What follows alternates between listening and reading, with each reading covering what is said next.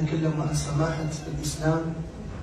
الحمد لله رب العالمين. ومعنا واحد من رعايا الفرنسيين الذي غير اسمه إلى اسم أمير، والحمد لله رب العالمين، وذلك بعد أن دخل في دين الله تبارك وتعالى، وهو الآن معنا وأعلن إسلامه في بعض المساجد أو في مسجد من المساجد، ولكن لما شاف هذا المسجد في بعض الصفحات وكانت عندنا لقاءات معه وتكلمنا عن دين الله عز وجل، أبى إلا أن يحضر معنا، أبى إلا أن يشارك المسلمين في هذا المسجد العظيم.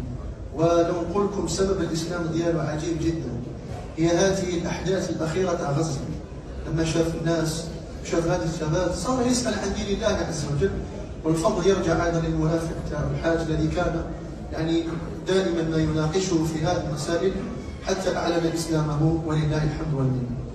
فالمسلم لازم يفرح، هو المسلم لما يدخل في دين الله نفرح به، ويحزن إذا ذهب واحد من الكفار إلى لقاء الله عز وجل وهو على الكفر.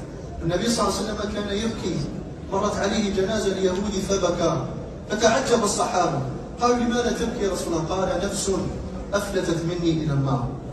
وكان لما يدخل واحد في الإسلام يفرحوا به الصحابة ويقروا به ويكبروا به وما إلى ذلك.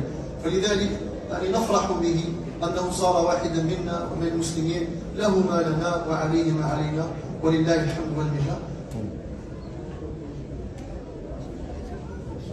Salam alaikum.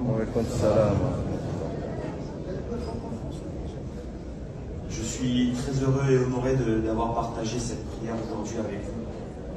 Et je suis honoré et très heureux de faire partie de l'islam et d'être avec vous aujourd'hui. Alhamdulillah. Merci beaucoup.